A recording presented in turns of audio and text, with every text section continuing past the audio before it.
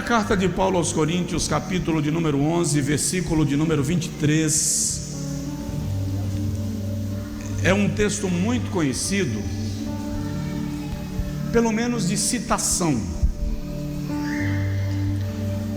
E daqui a pouco eu lhe digo por que eu decidi no meu espírito ministrar sobre isto hoje à noite. Diz assim: porque eu recebi do Senhor o que também vos ensinei,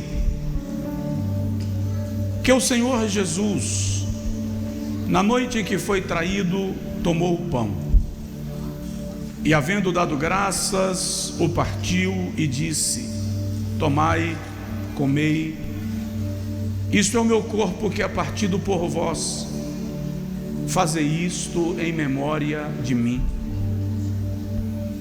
Semelhantemente também, depois de cear, tomou o cálice, dizendo: este cálice é a nova aliança no meu sangue, fazei isto todas as vezes que o beberdes em memória de mim. Porque todas as vezes que comerdes este pão e beberdes este cálice, anunciais a morte do Senhor até que ele venha. Portanto, qualquer que comer este pão ou beber o cálice do Senhor indignamente, será culpado do corpo e do sangue do Senhor. Examine-se, pois, o homem a si mesmo, e assim coma deste pão e beba deste cálice. Diga amém. Agora diga comigo: Senhor Jesus, fala comigo. Amém. Podem sentar, amados, por favor. Como eu disse, toda Santa Ceia nós fazemos menção desse texto. Mas eu fui observar e acho que nunca preguei sobre os sentidos da Santa Ceia aqui na nossa igreja. E é interessante observar, e eu tenho observado, quero sua máxima atenção para você entender o ato e o fato. Eu tenho observado, não só na nossa igreja, mas em outras onde tenho o privilégio de ministrar, que há pouco conhecimento do que significa participar da ceia do Senhor. Mesmo alguns pastores ministram a ceia mais como ritual e debaixo da tradição, do que compreendendo tanto a importância quanto a profundidade, a amplitude deste cerimonial. Na igreja, algumas pessoas participam da ceia de forma superficial, até banal, eu diria. Algumas igrejas já nem celebram mais a ceia do Senhor. E algumas outras eu já vi, quando termina o culto, os obreiros vão para as portas da igreja e o povo, saindo para o estacionamento, vai pegando os elementos e vão digerindo a caminho do carro para ir para casa. Eu gostaria que nós, como igreja, e hoje a palavra vai ser uma palavra bem pastoral,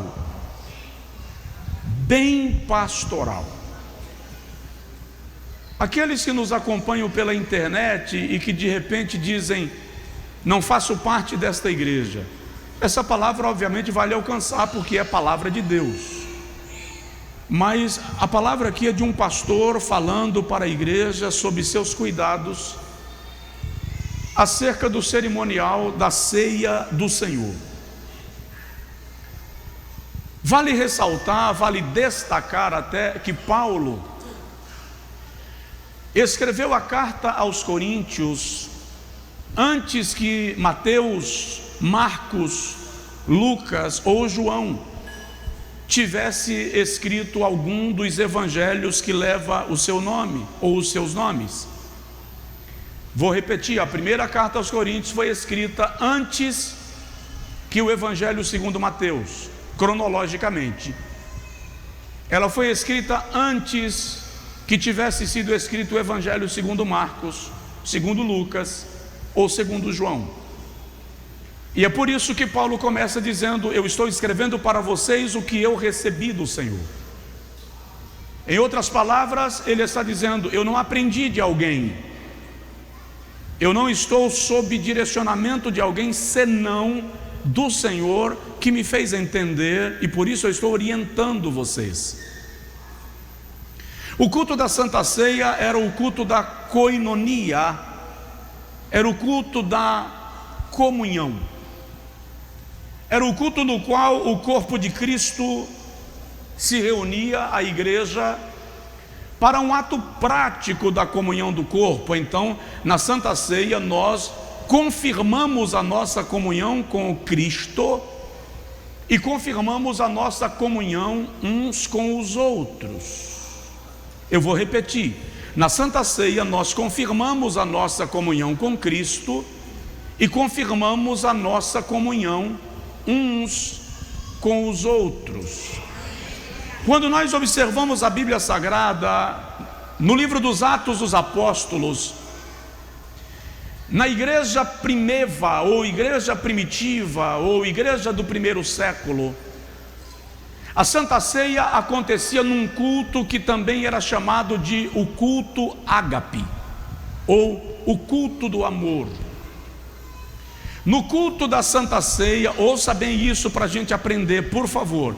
No culto da Santa Ceia, ou no culto do amor, aqueles que tinham mais bens, mais sobejamento de mantimentos, trazia ao templo aquilo que lhe sobejava, para que os necessitados fossem supridos. Na antiga Assembleia de Deus, isso era chamado de campanha do quilo. Aqui na nossa igreja, eu tenho dito sempre: vindo para a Santa Ceia, traga 1 quilo de alimento não perecível. Vamos abastecer o projeto Casa de Pão, vamos abastecer o projeto Amor Sem Fronteiras. Isso não é uma invenção do pastor ou dos pastores. A igreja primitiva praticava isso no culto da Santa Ceia. E é justamente a partir desse princípio que a Bíblia diz que entre eles não havia necessitado algum, porque ninguém dizia que nada era absolutamente seu, pois tudo que eles tinham, eles repartiam uns com os outros, para que entre eles não houvesse necessitado. Você me entendeu? Diga amém. Geralmente nós nos preocupamos em ganhar almas para o Senhor, e até cobramos que as pessoas estejam na igreja, mas na maioria das vezes nós ignoramos que o Evangelho leva o homem à experiência do perdão de pecados, leva o homem ao conhecimento de Deus, mas não enche o estômago. É por isso que Jesus pregava para as multidões e multiplicava pão, multiplicava peixe, porque um aspecto da fé cristã, exatamente isso aqui, um aspecto da fé cristã é a preocupação com o bem-estar social daqueles que estão próximos a nós. Uma das características da igreja cristã precisa ser a justiça social. Se nós lermos o profeta Isaías, o profeta Jeremias, o profeta Miqueias, o profeta Amós e outros profetas do Antigo Testamento, em suas mensagens proféticas, eles sempre tocavam na questão da justiça social dos necessitados. Então a Santa Ceia para a igreja primitiva era a oportunidade de compartilhamento de bens. Jesus, em seu ministério, sempre revelou cuidado e preocupação com os necessitados ao seu redor, de modo que faz parte intrínseca da missão da pregação do Evangelho o ensino e o cuidado com o próximo. Preste atenção: sem ensino e sem generosidade, nós até pregamos, mas não praticamos o Evangelho. E o culto da Santa Ceia era esse momento de compartilhar. Com o passar do tempo na igreja primitiva, o culto ágape acabou perdendo a sua característica. Nós vamos observar em Corinto, Paulo repreende a igreja. Por que Paulo repreende a igreja? Porque junto com a Santa Ceia, repito, havia o culto ágape. E aqueles que tinham muito, traziam muita comida e caíam no pecado da glutonaria. Traziam vinhos sobejamente e chegavam a embebedar. Acredite, o ser humano é capaz de distorcer até aquilo que é santo e espiritual. Então, na igreja de Corinto, o culto da Santa Ceia, quando migrava para o ágape, acabou ganhando característica de desorganização. O espírito de Corinto entrou na igreja de Corinto. Por que estou falando o espírito de Corinto? Bom, Corinto era uma cidade de práticas escusas. Era uma das cidades mais importantes do mundo antigo. Se nós analisarmos, Corinto era uma cidade portuária e os dois maiores portos do mundo antigo estavam em Corinto. Não havia conexão entre o Oriente e o Ocidente. Não havia exportação entre o Oriente e o Ocidente do mundo de então sem passar por Corinto. Corinto era uma cidade extremamente comercial. Corinto era uma cidade de referência nos esportes. As pessoas migravam de mais de 1000 quilômetros a pé, a cavalo, de camelo, de navio, para virem participar dos jogos estímicos, jogos nas águas, que eram praticados em Corinto. Os Jogos Olímpicos de Corinto só perdiam para os Jogos de Atenas. Em Corinto estava o templo de Eros, a divindade do erotismo. O templo de Eros, segundo alguns historiadores, tinha o formato da genitália masculina. Em Corinto estava o templo de Artemis, mais conhecida como Diana dos Efésios, a deusa da volúpia, a deusa do sexo. Em Corinto estava o templo de Dionísio, o deus da embriaguez, o deus do vinho. Tanto que as pessoas em Corinto enchiam a cara, e quando ele se comportava de maneira devassa, de maneira vulgar, havia um provérbio que dizia: vivendo como um Corinto. Tamanha era a devassidão e a prostituição em Corinto. Em Corinto também estava o templo de Esculápio, o deus que veio tornar-se o deus da medicina. Tinha o formato de uma cobra. No templo de Esculápio havia milhares de serpentes espalhadas, e o adorador entrava e deitava no meio das serpentes, porque era um privilégio ser picado por elas e morrer envenenado pelas picadas daquelas serpentes. Ao redor do templo de Eros, ao redor do templo de Artemis, havia as prostitutas cultuais. Os sacerdotes que se prostituíam de maneira ritualística para adorarem a essas divindades. Quando Paulo chega em Corinto e começa a pregar o Evangelho, estas prostitutas cultuais se convertem.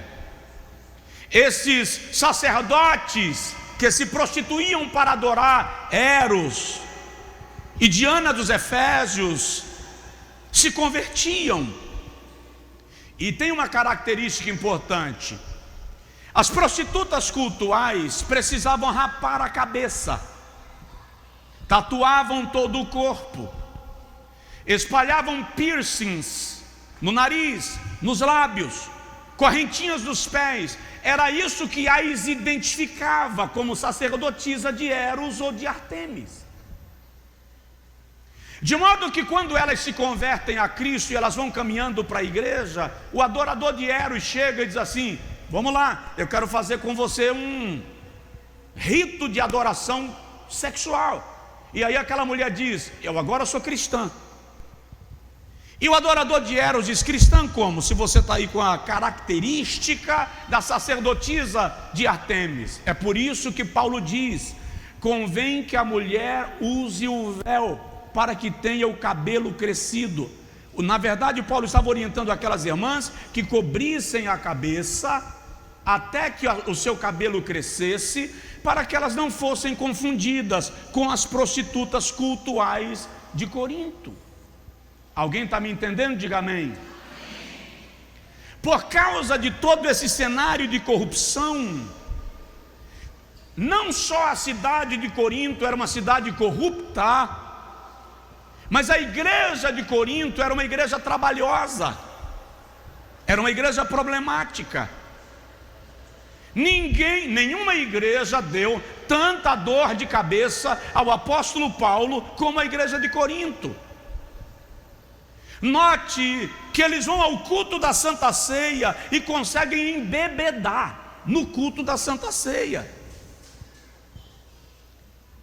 Em nenhuma outra igreja Paulo foi tão desprezado como na igreja de Corinto. Eles dizem assim: as suas cartas são graves e fortes, mas a sua aparência é frágil e desprezível. Historicamente, o apóstolo Paulo tinha aproximadamente 1,40 m de altura, sofria de conjuntivite crônica. Alguns sugerem que ele era calvo. O que isso tem a ver, pastor? Querido, Corinto era a cidade mais vaidosa de então.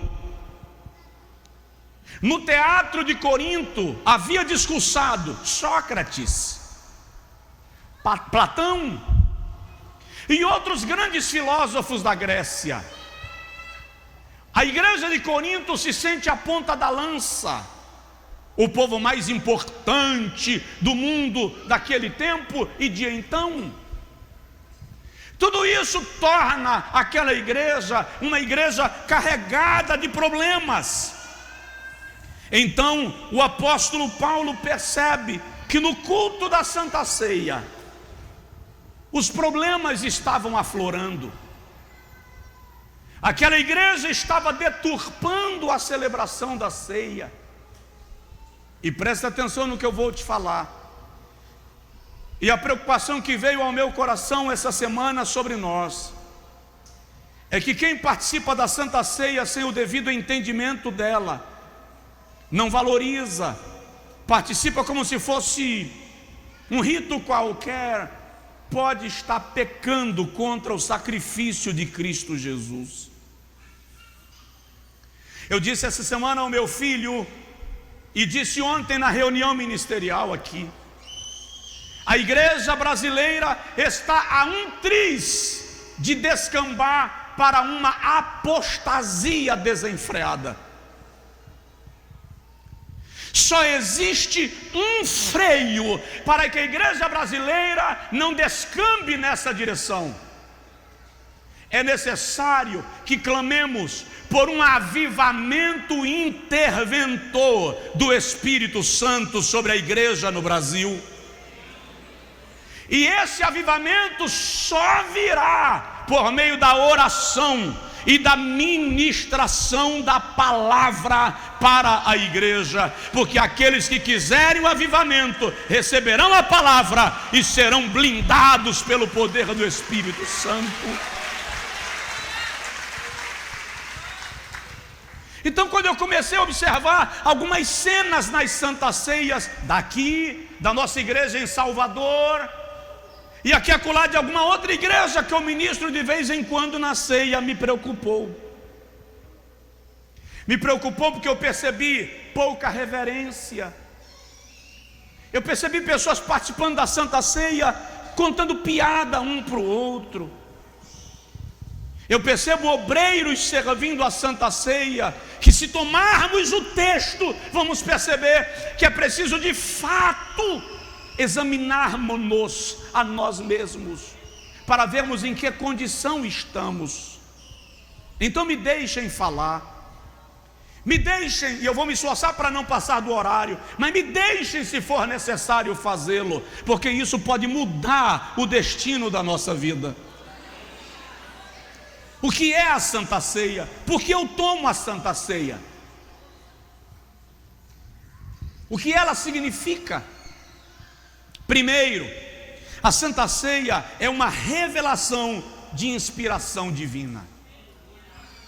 Paulo diz assim, se a sua Bíblia estiver aberta no texto que nós lemos, você vai observar, ele diz assim, capítulo 11, versículo 23, eu recebi do Senhor. O que Paulo está dizendo aqui é, eu não criei, eu não inventei, não é invenção da mentalidade humana, eu recebi do Senhor. É interessante, repito, a primeira carta aos Coríntios foi escrita antes que os 4 evangelhos tivessem sido escritos. Se algum dos evangelhos já tivesse sido escrito, alguém poderia dizer, recebeu do Senhor nada, ele copiou lá do evangelho de Mateus, ele copiou lá do evangelho segundo João. Mas não, Paulo está dizendo, no dia que eu estive com o Senhor, eu recebi dele essa orientação. É uma ordenança de Deus. De modo que se eu banalizar, eu estou banalizando algo que é do Senhor. Na primeira carta aos Coríntios, capítulo 15, versículo 3, Paulo diz assim, eu recebi do Senhor o que também vos ensinei, o que também vos entreguei.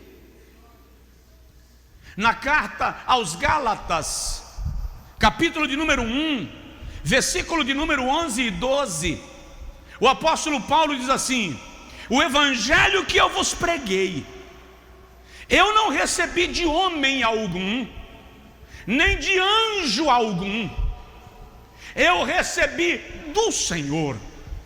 De modo que, se alguém vos pregar outro evangelho que não seja este, o tal seja amaldiçoado. Então o apóstolo está dizendo, a Santa Ceia é um ato da igreja sob orientação divina. O apóstolo Pedro, escrevendo sobre a questão da inspiração divina, na segunda epístola, capítulo 1, versículo 20 a 21, diz assim, porque nenhuma escritura, nenhuma palavra da escritura é de particular interpretação, porque homens de Deus falaram movidos pelo Espírito Santo de Deus, inspirados pelo Espírito Santo de Deus. A igreja moderna, e como eu disse, hoje é uma palavra pastoral, estou falando especificamente para a igreja sobre a qual o Senhor me constituiu pastor. Nós precisamos parar de participar da Santa Ceia como se fosse um piquenique. É preciso haver reverência a um cerimonial. Ele tem um sentido, ele tem uma explicação, e não é por acaso.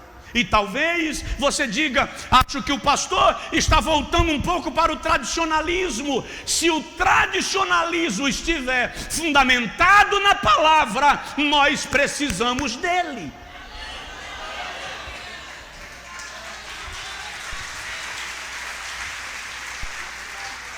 Segundo lugar, a Santa Ceia, diz Paulo, é uma expressão de gratidão. Olha o que ele diz, capítulo 11, versículo de número 24. e havendo dado graças. A Santa Ceia, queridos, é um culto de celebração. Não é um culto fúnebre. Na verdade, eu venho da tradição que na Santa Ceia você veste a sua melhor roupa. Na Santa Ceia você vai para uma festa. É o dia de celebrar com Deus pela obra de Jesus Cristo na cruz do Calvário em nosso favor.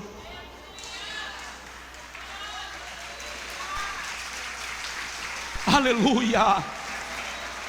Participar da Santa Ceia é uma forma de dizer: eu te dou graças e reconheço que só fui salvo porque Jesus deu a sua vida por mim.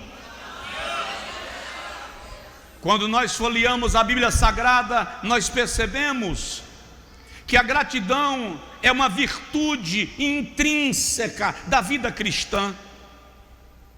Não existe cristão verdadeiro que não seja grato.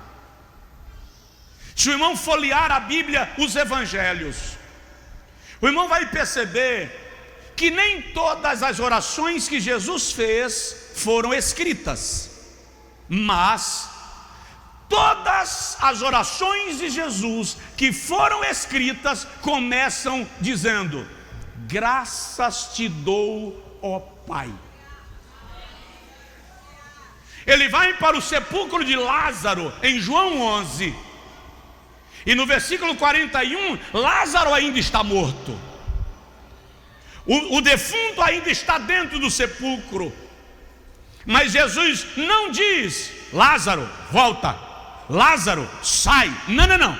Primeiro Jesus diz: graças te dou, ó Pai, porque eu sei que o Senhor já me ouviu. Salmo de número 100, o salmista diz: celebrai com júbilo ao Senhor todos os moradores da terra. Servir ao Senhor com alegria e apresentai-vos a Ele com cântico. Sabei que o Senhor é Deus, foi Ele e não nós que nos fez povo seu e ovelhas do seu pasto. Entrai pelas suas portas com ações de graças, entrai pelas suas portas com gratidão.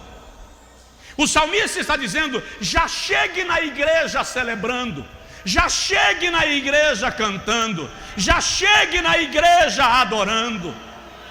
É triste observar que a gente entra na igreja como se estivesse entrando no cinema, no teatro, no shopping. Não há noção de entrar pelas portas com gratidão e louvor.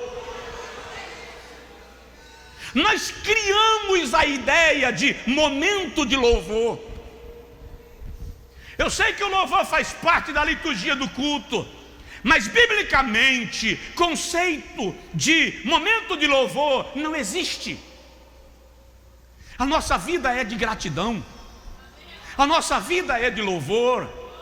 Colossenses capítulo 4, versículo 2, Paulo diz: perseverai na oração, velando nela com ações de graças. A Santa Ceia é o ato, é o momento no qual eu recebo o pão, eu recebo o cálice. Vou pegar porque não vai ser distribuído esse aqui, tá? Eu recebo o pão, eu recebo o cálice, e enquanto participo do pão e do cálice, eu estou dizendo: Senhor, eu te agradeço pelo corpo de Jesus moído na cruz, eu te agradeço pelo seu sangue derramado por mim.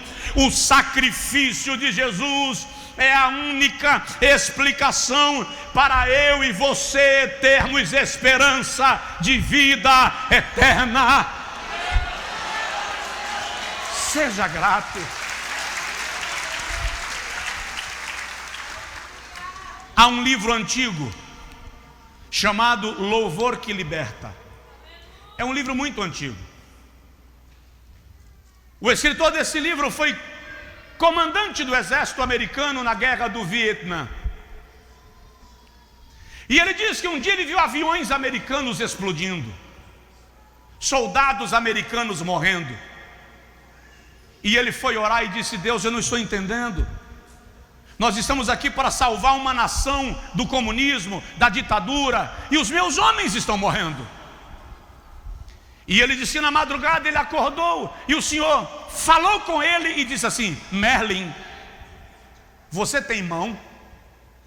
Ele disse: que pergunta sem graça, é claro que eu tenho mão. E o Senhor disse para ele: mexa a sua mão. E ele mexeu a mão. Aí o Senhor perguntou para ele: você tem perna? Ele disse: sim, eu tenho perna. E o Senhor disse: mexa a sua perna. E ele mexeu a perna. E o Senhor perguntou para ele: você tem cabeça, Merlin? E ele disse: mas Senhor, eu não estou entendendo, está muito sem graça essa pergunta. É claro que eu tenho cabeça. E o Senhor falou com ele: então mexa a cabeça. E ele mexeu a cabeça. E o Senhor perguntou para ele: seu corpo funciona, Merlin? E ele disse: funciona. O Senhor disse para ele: então para de me reclamar e agradece, porque o seu corpo está com todos os membros no lugar. Presta atenção em algo: você sempre terá razão para reclamar. Sempre haverá uma razão para reclamar. Diz aí para o seu vizinho: sempre haverá uma razão para reclamar. Mas eu preciso te dizer, as razões para agradecer sempre serão maiores do que as razões pelas quais você reclama. Tem um louvor no cantor cristão que diz: conta quantas bênçãos são recebidas da divina mão, uma a uma, diga de uma vez, e você vai ficar surpreso com o que Deus já fez. Quando o diácono chegar para o irmão para lhe servir a ceia, receba com gratidão. Quando o pastor disser: tomai e comei, tomai e bebei, faça isso com gratidão. Quantas vezes a gente vem para a igreja mais carregado de murmuração, de reclamação, desculpa, deixa eu falar, mais carregado de inveja, de mágoa, de ressentimento, do que com o coração decidido a adorar a Deus pelo sacrifício de Jesus por nós. Dá uma sacudidela de leve no seu vizinho e diz para ele: agradeça. Terceiro lugar, tenho que agilizar, né? Terceiro lugar, a Santa Ceia é o símbolo do corpo do Senhor. Olha o que o apóstolo Paulo diz no versículo de número 24: e havendo dado graças, o partiu e disse: tomai, comei, palavras de Jesus, isto é o meu corpo, que é partido por vós. A teologia católica ensina que o pão é um pedaço do corpo de Jesus.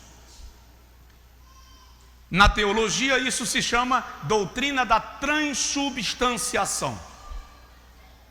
Entretanto, à luz das Sagradas Escrituras, a doutrina da transubstanciação não tem respaldo, não tem fundamento nas Sagradas Escrituras. Você não vai comer o corpo de Jesus, mas o pão representa, é uma figura, é algo que na teologia cristã se chama tipologia. O pão é um tipo, é uma figura do corpo de Cristo. Isso é o meu corpo que é partido por vós. Participar da ceia é relembrar o sacrifício da cruz, é relembrar o sofrimento de Jesus por nós. É por isso que em João 6, 33 a 35 e no versículo 48 a 51 de João 6, Jesus discursa para os seus discípulos e diz: eu sou o pão vivo que desceu do céu. Aquele que comer da minha carne viverá para sempre. O seu corpo foi moído por nós. Participar da Santa Ceia é lembrar disso, do sacrifício da cruz. é lembrar de quando ele chama os discípulos e diz: vinde comigo orar. E quando chega no Getsêmani, a Bíblia diz que Pedro, Tiago e João ficaram, e ele se distanciou cerca de um tiro de pedra. Lucas dá essa medida, é uma medida de aproximadamente 25 a 30 metros. E ele ajoelha, ou ele ora. A Bíblia não diz, parece que Lucas diz que ele ajoelhou, mas os outros evangelistas não fazem menção. Mas o fato é que ele ora e ele diz assim: meu Pai, se possível, passa de mim esse cálice sem que eu o beba. Deixa eu te contar, a dor já estava começando. Quando a Bíblia diz que ele suou grandes gotas de sangue, e só Lucas fala isto. Por quê? Porque Lucas era médico. Lucas entende o fenômeno que está acontecendo. A ciência moderna chama de hermatidrose. É quando o nível de tensão, de angústia, de estresse é tão violento que os vasos sanguíneos elastecem, dilatam, entram em contato com os poros sudoríparos, e em vez de sair suor, sai sangue. Mas a ciência diz que é um processo doloroso. Todavia, faça-se a tua vontade e não a minha. Quando ele é preso e é levado para a sala de tortura, seu corpo é colocado de bruços sobre um tronco, com as costas desnudas, 2 algozes, um de cada lado, com chicote. O chicote romano era feito de couro de animal curtido. Em toda a superfície do chicote, havia pedaços de chumbo, e na ponta do chicote, pedaços de osso de chifre de carneiro. A história diz que quando o chicote atingia as costas da vítima, ele estilhaçava a pele, o couro do corpo. E quando o pedaço de osso de chifre de carneiro enganchava na pele, vinha trazendo tiras de carne viva. Eu ia usando a flor como microfone. Vinha trazendo tiras de carne viva. Esse sofrimento foi por mim, foi por você. O pão é para nós relembrarmos isto. O seu corpo partido por nós. A coroa de espinhos foi cravada na sua fronte. Não houve compaixão. E a Bíblia ainda diz que o soldado romano, com um pau cilíndrico, lhe bateu na cabeça para que cravasse ainda mais. E o profeta Isaías diz que ele, como ovelha muda perante os seus tosquiadores, não abriu a sua boca.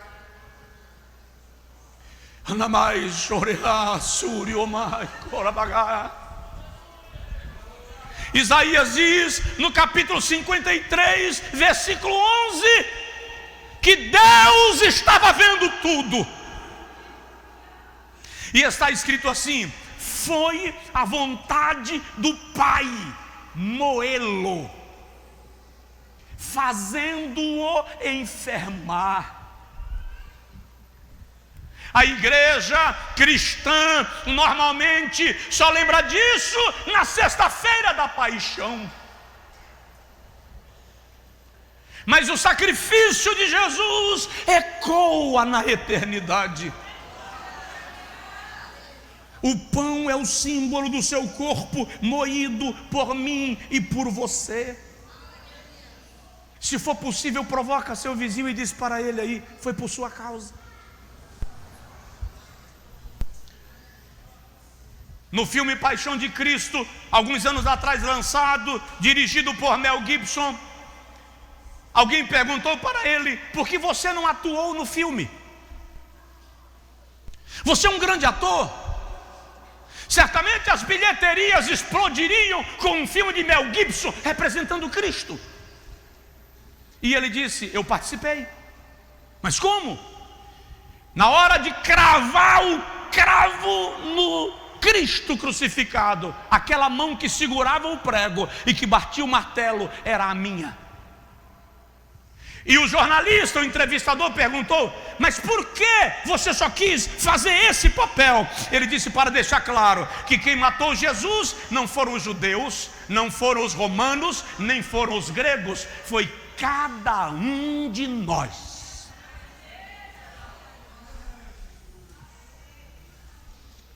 Ele morreu por nossa causa, ele sofreu em nosso lugar. Não trate a Santa Ceia como a sua festa de aniversário de 15 anos. Com toda a honra pelo seu casamento, mas por favor, não trate a Santa Ceia como a sua festa de casamento. A questão aqui é o sacrifício de Jesus na cruz, a maior prova de amor da história.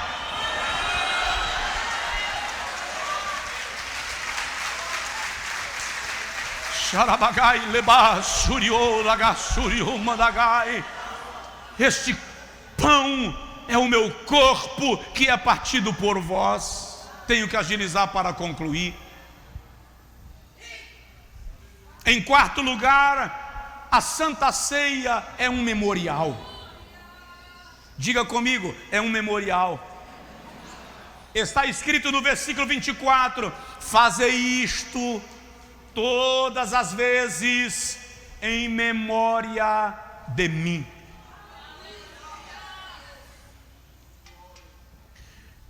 Você sai da igreja pela avenida. Como é o nome da avenida? Como é o nome da avenida? Maria Quitéria. É um memorial a uma heroína. Você atravessa a avenida, talvez a principal da cidade, Getúlio Vargas, é um memorial a um nome da história do Brasil. Você chegando na segunda avenida que atravessa a Maria Quitéria, você está na Presidente Dutra, é um memorial. Você chega lá na frente, descendo para a saída de Feira de Santana, tem um memorial do caminhoneiro.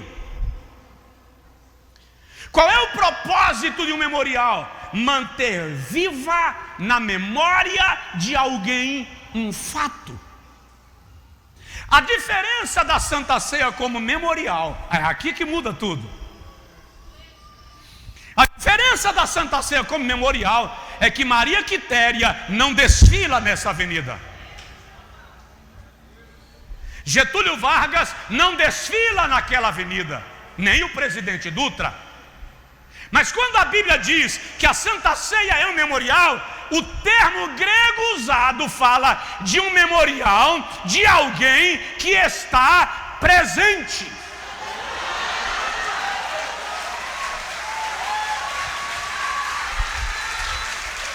Aleluia! Aleluia! Paulo fala do memorial como se o sacrifício estivesse acontecendo agora. Na eternidade de Deus, que não conhece nem passado nem futuro, Deus só conhece o eterno presente. Quando Paulo diz é um memorial, ele está dizendo, no plano de Deus está acontecendo agora. Jesus está aqui. Jesus está aqui. Jesus está aqui. Eu vou repetir até você entender. Não, até você sentir. Jesus está aqui.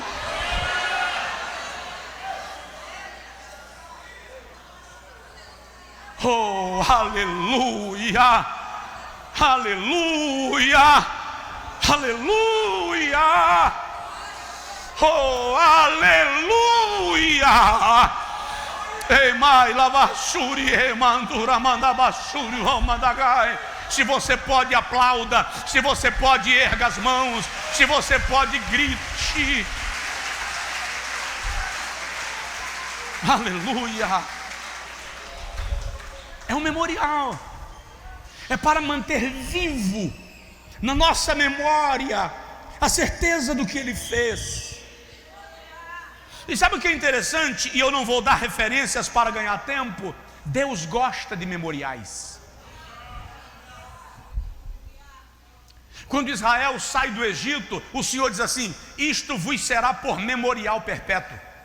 Êxodo 12. Quando eles atravessam o Jordão e o Senhor manda retirar uma pedra do Jordão, 12 pedras, uma pedra por cada tribo, e levar para a tenda, Ele diz assim: quando os vossos filhos vos perguntarem o que é isto, direis: é um memorial de quando atravessamos o Jordão. A Santa Ceia é um memorial. Em quinto lugar, a Santa Ceia é o símbolo do sangue do Senhor. Eu tenho que lhe provocar. Não tome o cálice como você toma vinho no seu almoço. Não tome o cálice como você toma cerveja no seu barzinho pessoal. Não tome o cálice como você toma vodka e uísque. Não confunda. Esse cálice é o meu sangue.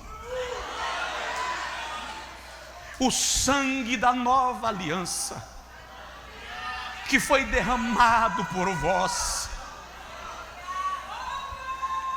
É que na nossa mente isso não é claro. Nós somos ocidentais, mas para o oriental, uma aliança de sangue tem mais valor do que um documento assinado em cartório. Para o oriental, uma aliança, um pacto assinado em cartório pode ser revogado, pode ser destratado, mas um pacto de sangue não pode ser anulado. Você lembra lá em Gênesis capítulo 15, quando o Senhor diz a Abraão: prepara o altar e leva ao altar uma novilha de 3 anos, um carneiro de 3 anos, uma cabra de 3 anos, 2 rolinhas e 2 pombinhos. E a Bíblia diz, vou descer, e a Bíblia diz que Abraão partiu os animais grandes ao meio e colocou uma parte de frente para a outra. Ele colocou o carneiro aqui, uma parte aqui e a outra aqui, a cabra e a novilha. Os pombos e as rolinhas, ele colocou uma aqui e a outra aqui. Por que Abraão fez isso? Deixa eu ver se dá para passar. Porque era comum, quando 2 reis ou 2 chefes tribais faziam uma aliança, eles partiam animais ao meio e colocavam em altares de um lado e do outro. Cada um ficava numa extremidade, um aqui e o outro lá. Depois que os animais estivessem partidos e que se tocava a trombeta ou que alguém sinalizava, eles começavam a caminhar entre os altares, um vindo de lá, o outro vindo de cá, passando pelas bandas do sacrifício. E quando eles se encontravam, seguravam na mão um do outro, e em alguns casos, algum líder da tribo ou algum sacerdote vinha e fazia um pequeno corte no pulso de um e um pequeno corte no pulso do outro. Trazia, obrigado irmão Carlos, trazia 2 taças de vinho, e o braço de um gotejava na taça do outro e vice-versa, e depois eles tomavam o vinho. Era uma forma de dizer: aquele que quebrar essa aliança seja despedaçado como esses animais foram despedaçados. Caminhar entre os altares é uma forma de dizer: os deuses são nossa testemunha de que o pacto foi firmado. Mas sabe o que é lindo em Gênesis 15, pastor Zé Luiz? É lindo em Gênesis 15 que Abraão partiu o holocausto, pastores, dividiu os animais. Mas quando Deus começou a caminhar do outro lado, Abraão estava dormindo aqui. O que é lindo, pastor? Não entendi. Deus fez o percurso sozinho. Quando Abraão acorda, o altar já está pegando fogo, a fumaça já está subindo ao céu. Enquanto Abraão dormia, Deus chegou no ouvido de Abraão e cochichou e disse: eu faço uma aliança contigo e com a tua descendência. Mas e daí, pastor? Abraão dormiu. Se Abraão dormiu, significa que Deus caminhou a trilha sozinho. O que é que tem a ver, pastor? O que tem a ver é que a firmeza dessa aliança não depende de Abraão. Deus caminhou sozinho. Então Deus está dizendo a Abraão: ainda que você falhe, ainda que você quebre, ainda que você não cumpra, eu fiz o percurso completo. A aliança só depende de mim.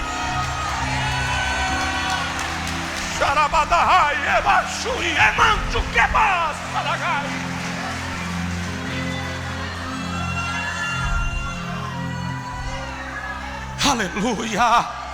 Provoca seu vizinho e diz para ele: a aliança não pode ser quebrada.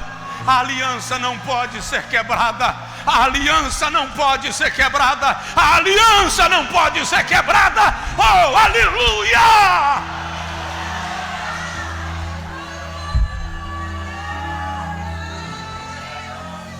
Só quem é crente dá glória a Deus.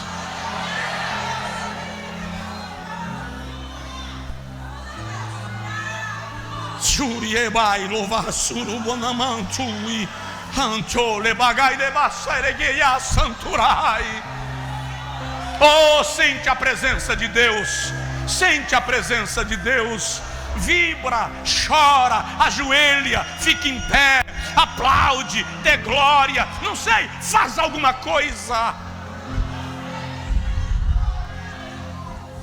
Isso é Santa Ceia.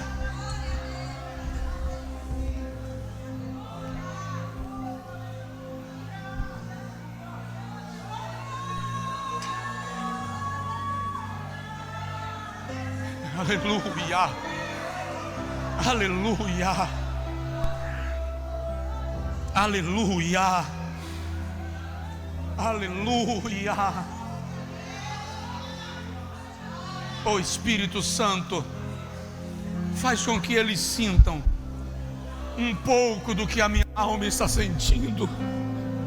Oh Espírito Santo, espalha a tua presença neste lugar. Alcança quem está online.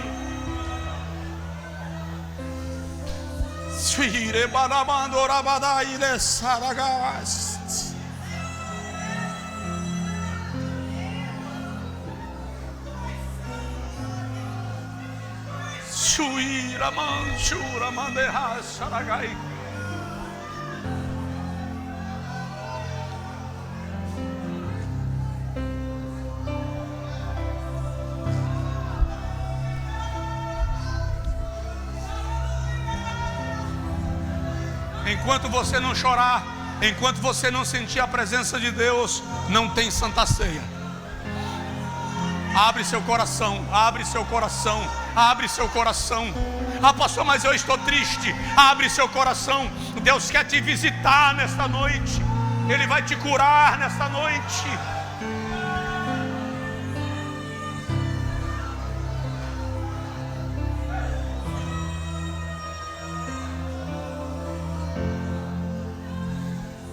Sexto lugar. Sexto lugar. Tem mais ainda, pastor? Tem. Eu preciso que eu e você nunca mais participemos da Santa Ceia como a gente vem fazendo.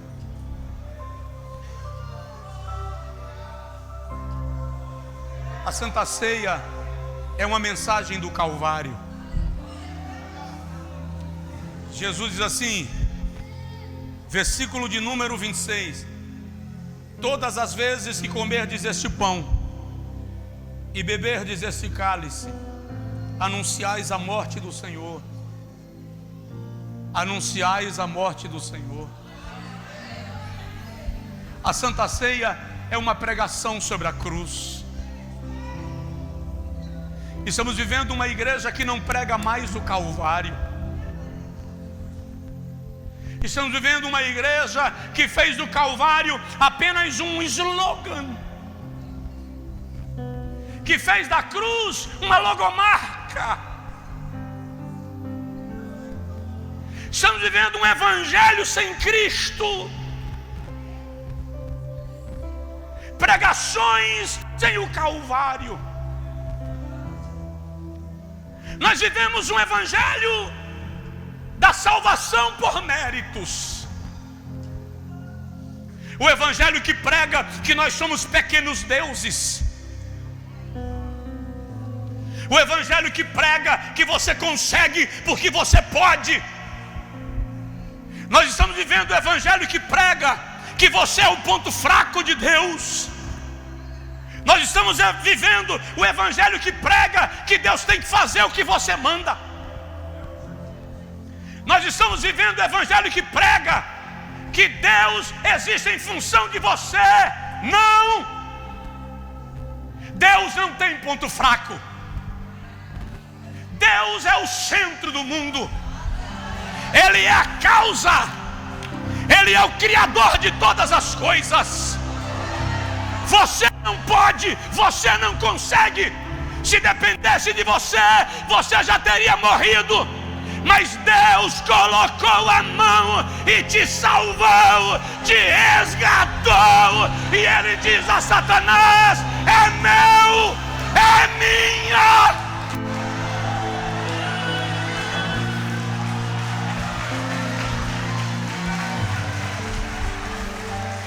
Este é o evangelho da cruz. Este é o evangelho da cruz. Aleluia! Deus está nesse lugar. Sinto a sua presença e sei que é o tempo de voltarmos ao Gólgota. É tempo de voltarmos ao Monte Caveira. É tempo de relembrarmos o que Jesus fez. Anunciais a morte do Senhor. Eu já estou terminando.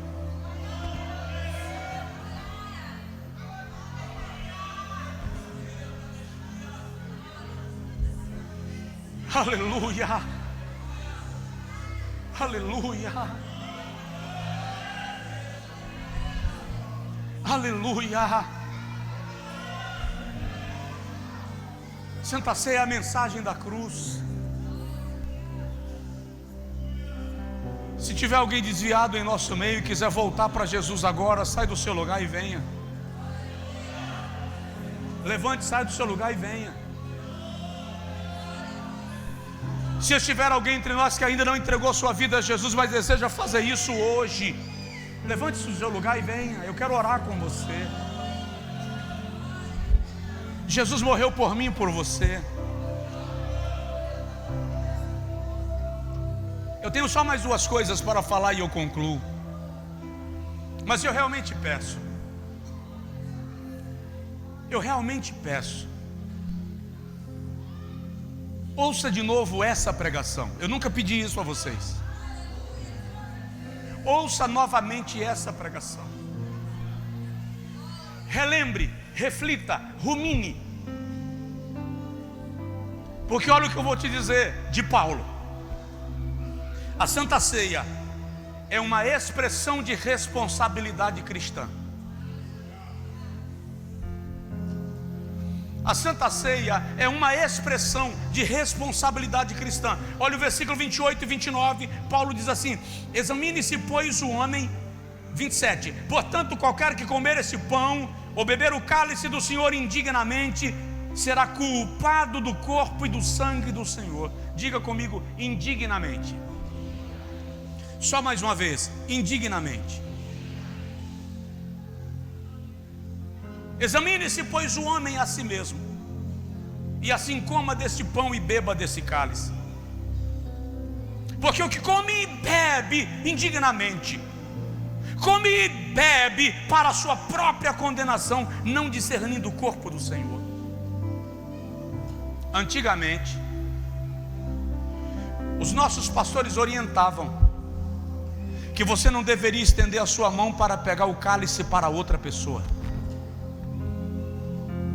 Cada um sabe a sua condição, se responsabilize e pegue o cálice para tomar, porque você é responsável por participar indignamente ou não.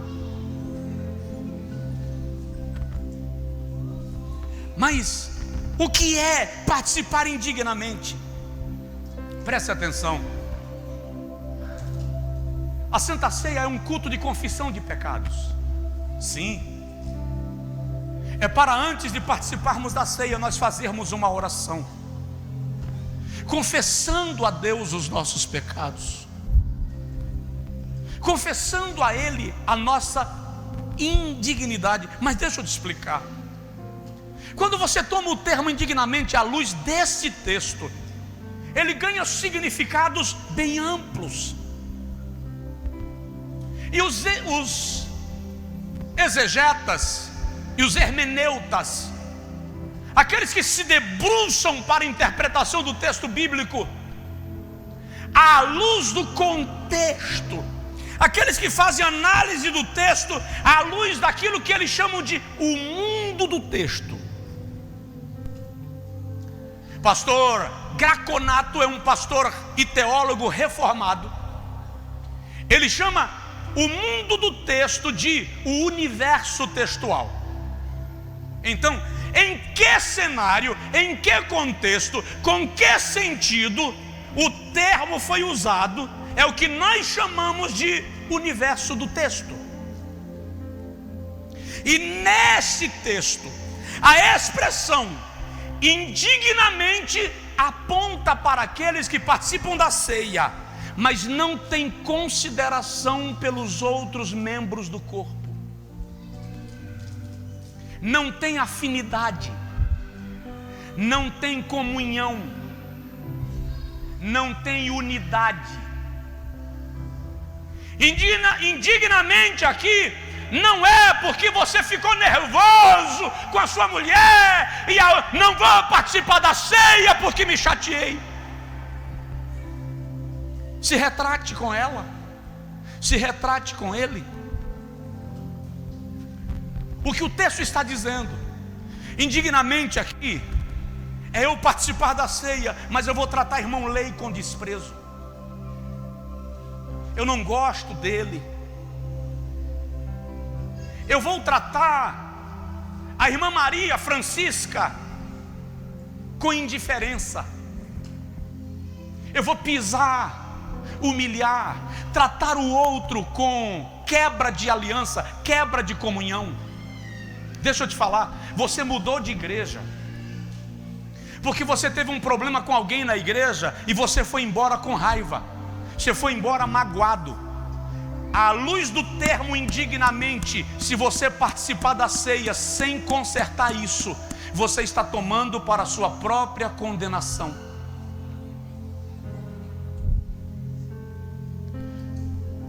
O texto está falando daqueles que desprezam, que não discernem o corpo, que não reconhecem que o meu irmão, que a minha irmã é membro do corpo que eu também faço parte.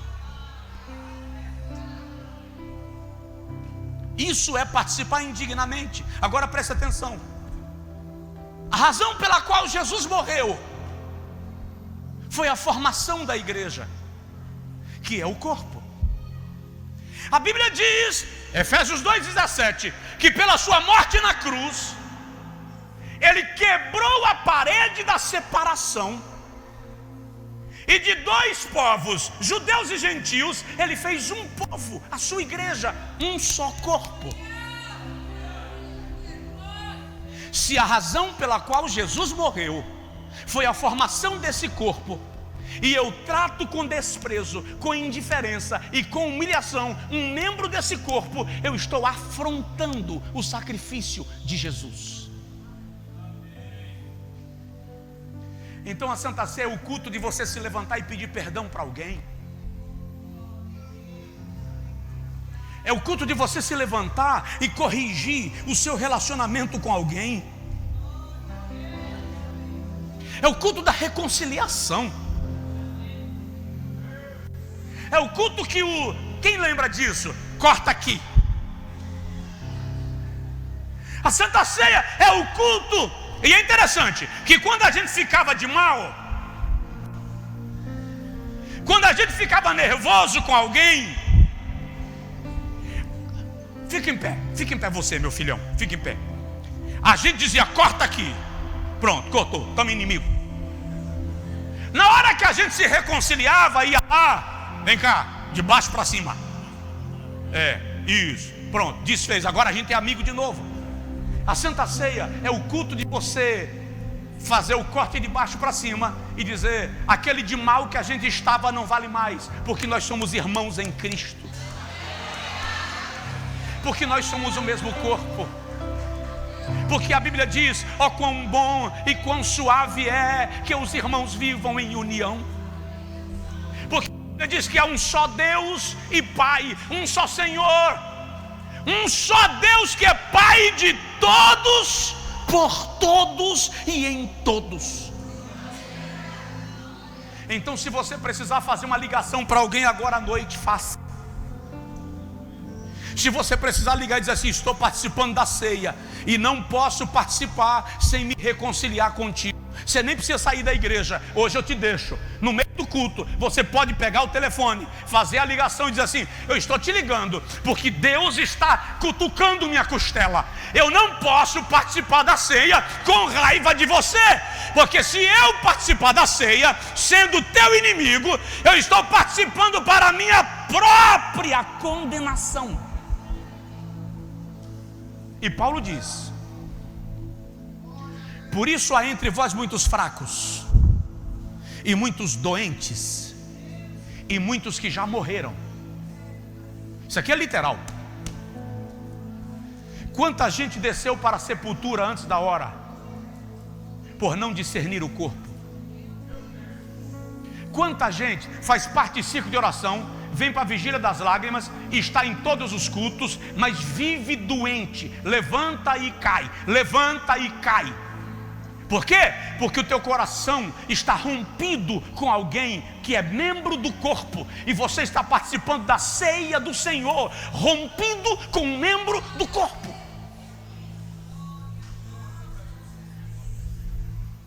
Eu deitei essa noite 12h30 da noite, por volta de 12h30. 1h eu levantei para ir ao toalete, e quando eu voltei, que eu fui sentar na cama para deitar, o centro das costas travou, parece que um caminhoneiro deu um nó, e aí eu não sentava, nem ficava, nem deitava. Foi uma noite terrível, eu imaginei os piores cenários. É incrível como a mente primeiro produz os piores cenários. Hoje, quando o massoterapeuta chegou, disse, sua lombar, o senhor está parecendo uma rodovia cheia de quebra-molas, tem nós nos seus músculos para todo lado. Presta atenção, não houve ruptura, mas eu não conseguia me mover. Imagina quando o dedo desloca, quando você erra a calçada e acerta o pé no meio fio e a unha fica. Dói? Sim ou não? Dói.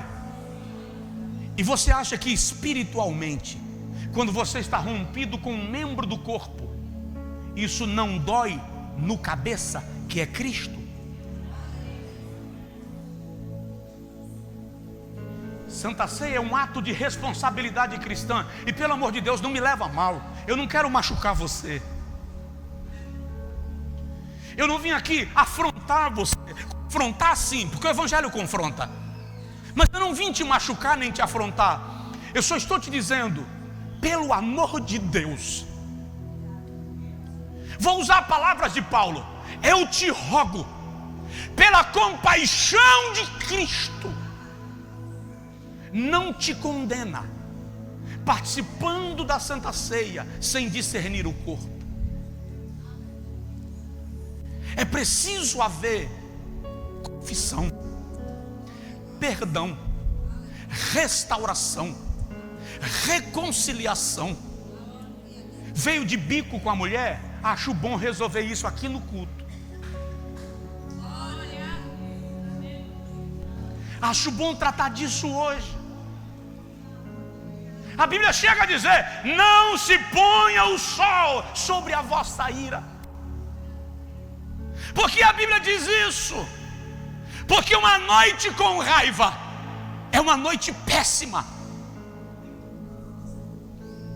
Ela te adoece. Diga para mim, pastor. Falei, pastor, já chega. Nós não vamos continuar participando da ceia como a gente fez nos últimos meses. Santa Ceia não é piquenique, Santa Ceia não é lanche. Santa Ceia não é o seu almoço de família.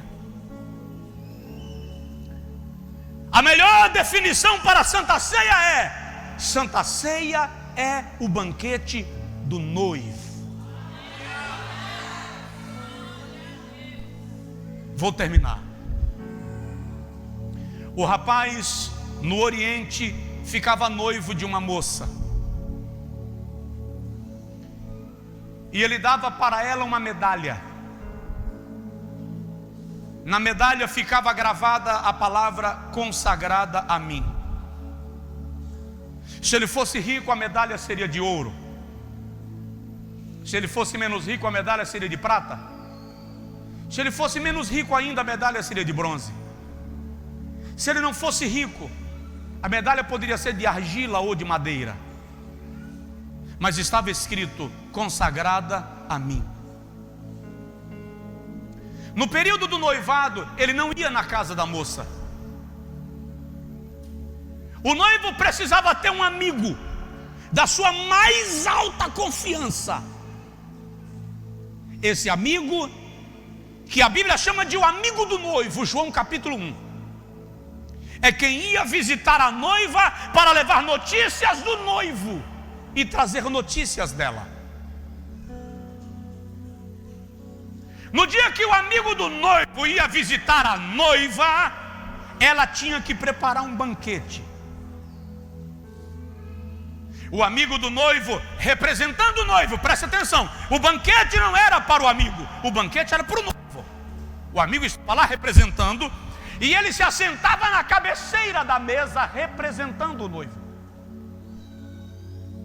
e ela iria servi-lo. Aquilo era para depois o amigo do noivo dizer ao noivo: a aliança está confirmada. Ela tem dotes culinários excelentes, e ela ama você. Mas em contrapartida, o noivo tinha que mandar presentes, não flores. O noivo tinha que mandar joias. Diga comigo: joias. Agora as irmãs dizem assim: Senhor, renova os nossos dias como dantes. O noivo tinha que mandar joias para a noiva, porque no dia do casamento a noiva iria se adornar com aquelas joias. Quando a igreja se reúne para celebrar, ela está oferecendo banquete para o noivo. O amigo do noivo está aqui. Quem é o noivo da igreja? Quem é o noivo da igreja? Quem é o amigo que ele mandou para ficar com a noiva? O Espírito Santo.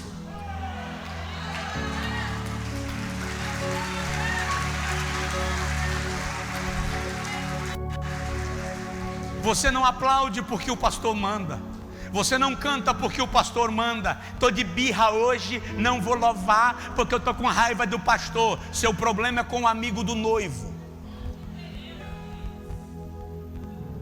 Não vou atuar hoje porque eu estou chateado com o líder da diaconia. Seu problema é com o amigo do noivo. O banquete é para ele. O banquete é para ele. Ele está aqui e ele está dizendo ao noivo: agora, o amigo do noivo está dizendo ao noivo: a noiva está te esperando. A noiva está reunida. A noiva preparou o banquete. Por isso que, em último lugar, a Santa Ceia é a expressão de uma esperança. Que esperança? Pergunta, diga comigo, que esperança? A esperança de que o noivo vai chegar.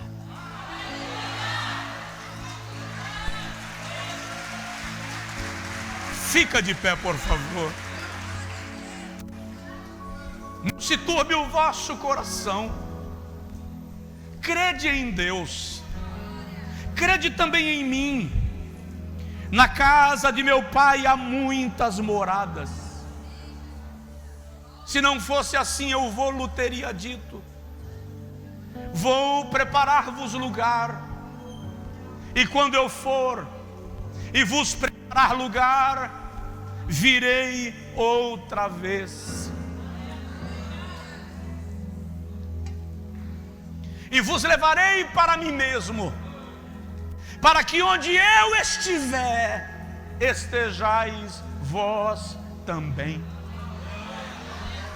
Quando eu participo da Santa Ceia, eu estou dizendo: eu creio que Jesus vai voltar. Eu estarei nas bodas do Cordeiro. Alguém já disse que um dia teve uma visão que o pai olhou para o filho e disse: volta agora. E o filho disse: agora não, pai, porque ainda tem muita gente para eu salvar. Eu quero que vocês me entendam, eu não posso concordar assim. A Bíblia não me permite concordar assim. A Bíblia diz que há um tempo que Deus estabeleceu para este propósito. Te digo, todos os sinais da nossa geração nos fazem entender que nós estamos na iminência do toque da trombeta. Quando o tempo se cumprir, o pai vai olhar nos olhos do filho, o filho vai olhar nos olhos do pai, e eles vão dizer um ao outro: é hora de buscar a noiva. Você vai estar na sala de aula, você vai estar no banco, você vai estar no escritório da sua loja, ao volante do seu carro, do seu caminhão. E quando a Trindade Santa se comunicar, é hora de buscar a noiva, o Espírito Santo que habita em mim e que habita em você, de algum modo ele vai comunicar: é hora de subir ao encontro do noivo, é hora de ir ao encontro do noivo. Você vai sentir vontade de falar em línguas sem ninguém pregar para você. Você vai sentir vontade de chorar, e você não sabe exatamente por quê, porque uma alegria renovada vai encher a tua alma. Você vai estar lá no hospital, no leito do hospital, e a tua alma vai começar a vibrar na presença de Deus. Não importa onde você estiver, o Espírito testifica com o mesmo Espírito.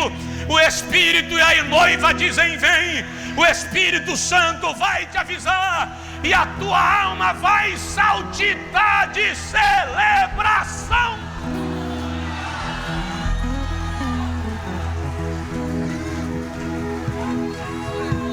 Pastores, a trombeta vai tocar. O nosso lugar não é a terra, o nosso lugar é a glória. Ainda que alguns não acreditem mais, ainda que alguns não creiam mais, a noiva sabe que o noivo vem.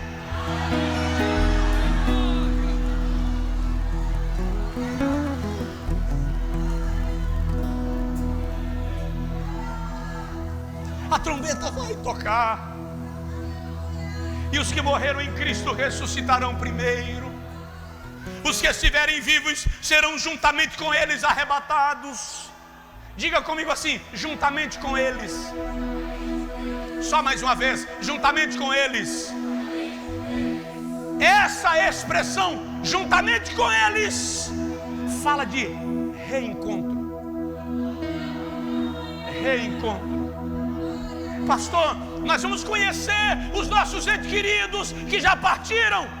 Haverá reencontro juntamente com eles. É claro que eu preciso dizer que vai ter surpresa. Vai ter surpresa. Como assim, pastor? Tem gente que tu pensa que não foi. Tem gente que tu julgavas e dizia assim: esse. Aí quando tu passar a linha dos portais eternos, você vai olhar e vai dizer: tu aqui.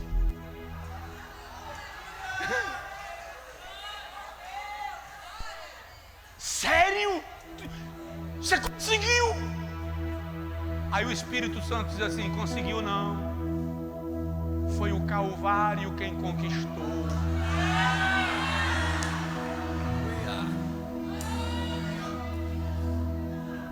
É possível que tem gente que você tem certeza que está lá e você de repente não encontra. Por isso presta atenção. Fala assim com o irmão do seu lado: quero ver você no céu. Quero ver você no céu. Então a trombeta vai tocar. A trombeta vai tocar. E nós seremos levados. É o Espírito Santo quem vai levar a noiva ao encontro do noivo.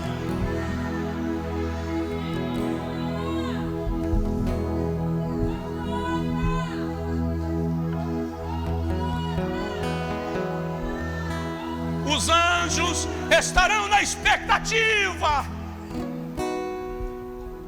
Os anjos querem conhecer a noiva.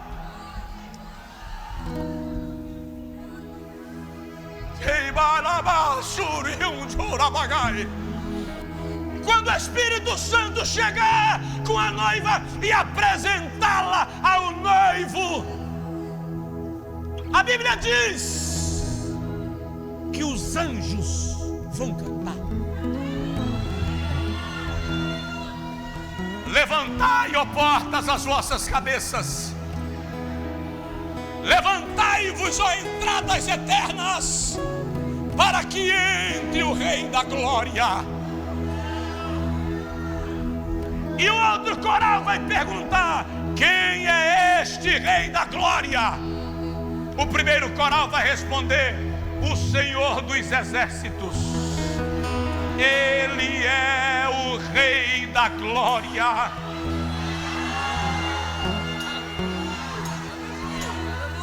Você que está online, você que está aqui no templo, participe da Santa Ceia hoje, diferente dos últimos dias.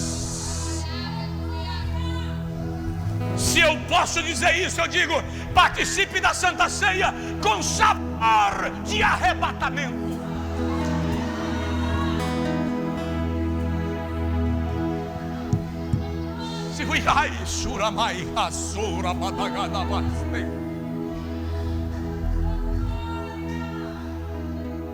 Se você entender que precisa consertar algo, faz isso agora.